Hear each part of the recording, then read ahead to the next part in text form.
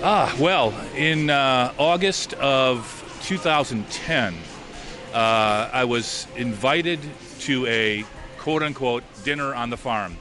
My sister-in-law lives in Champaign, Illinois, and she invited us down, and I knew very little about what was going to happen that night, other than it was going to be slow food, small plates, 4 hours, just sitting around with a bunch of folks from the community. And the proprietors of Prairie Fruits Farm and Creamery typically sit down with the guests at some point in the evening. And it just so happened that that evening, the seat next to me was vacant. Somebody had fallen ill just before the dinner had started. And so Wes Jarrell, the man in the couple of owners, sat down, and I asked him, knowing that he had been the chair of the Soil Science Agriculture Department at the University of Illinois, which is, by the way, a pretty big deal because the U of I in Champaign is a world-renowned research institution for agriculture, for obvious reasons, in the center of the Midwest. And so they had made this decision about slowly transitioning out of fully tenured professors to work on a farm fairly late in life. And so I asked him, why are you doing this? And his response was something that stuck with me for weeks and weeks and months. And he said, I just want to go out my back door and grab a peach. And I said, what do you mean by that? And he said, well, I grew up on a fruit farm in Oregon, and we grew up with fruit all around us. And so when I went off to college and started tasting fruit from store-bought cans, he said he didn't know what it was. In fact, in the film, he's got this great quote where he says, it tasted like a tennis ball, probably not as good as a tennis ball. And so that's why he started this. I mean, there was a lot more reasons, but that was the nugget of it, that he wanted to be a part of what he believed in growing fresh produce, and that evolved into a full farmstead creamery in a herd of goats. And so this just stuck with me, and for weeks and weeks afterward, I just couldn't get it out of my head. And so I said, and typically as a creative person, when I can't get rid of something, it's gnawing at me. That's typically a sign that I should do something with it.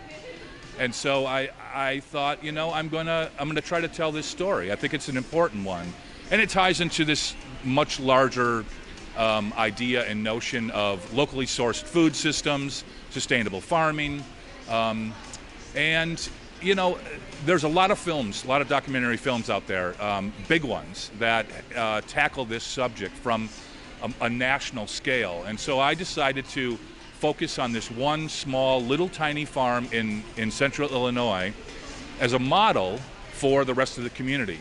So they are a 7-acre, they manage about 22 acres, but they own 7 acres.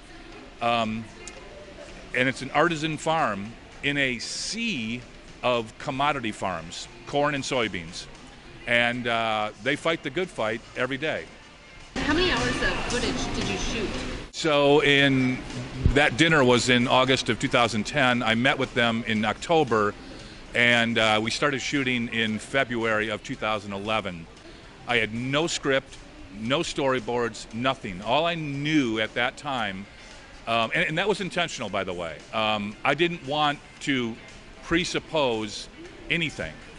So I decided that I need to capture the farm in a 12-month cycle because everything is seasonal. And so the herd of goats are milked for 10 months, they're dry for 2 months, and there's an arc to that. And so all I knew is that I wanted to capture 12 months of the farm. And the funny thing is that if you miss something, which I did the first year, which was the kidding season for baby goats, and so I couldn't get down there. I was in Chicago and I just couldn't get away, and it's a 4-week period or so in March and early April. And so I missed it the first year. And so what I told them at the outset was, I'll do 12 months of shooting, a couple weekends a month, and 6 months of editing. The whole thing will be done in 18 months. So 5 years later is when I finished it. And it was mostly because I missed a few things in the cycle, but also little things just kept on cropping up that I felt like I really needed to capture and expand the story. For example, many of their products are utilized by some pretty big name chefs in Chicago: Rick Bayless, Stephanie Izard, Paul Verant. And after a couple years of getting some footage, and I felt like I really had their story, their part of it, and the farmers markets and where they do different community educational things locally, I really felt like I needed to follow where their products go. And so talking to different places, restaurants, and those kinds of things, took me another better part of a year to get that additional footage. And then I felt like I had enough to start cutting. So how many hours of footage did you start with? Man, I don't even know. I should know that, but I don't. I would say probably somewhere between 75 and 100 hours, something like that. And you made a movie that's how long? That's 75 minutes. 75, okay. Yeah. It's like a 1 in 100. Yeah, exactly. It's not really smart to do that, but I wanted the story to come to me. I knew it was there, and I wanted the story to come to me over time, and that was exactly what had happened. And so after I felt like I had enough footage, I signed on an editor from Los Angeles, and we spent about 3 months back and forth doing paper outlines. And what I had originally thought was going to be a chronological revealing of the farm over a 12-month cycle, turned out to be completely nonlinear. And so I went back and forth in years, not only just in months, but in years. And so Leslie, she's Wes's wife. She jokes with me because she got a little more gray as the time went on. But it was a really it was a tough process because I kept on forcing myself to not force anything. So I had to wait and be patient and let the story come to me. But it was just thoroughly enjoyable to be immersed in that very, very creative process. So do you have other projects in the works now? I have a few sound design projects going on. I teach in a media arts school, and I'm in the works of talking to a few people about some farming and agriculture related projects.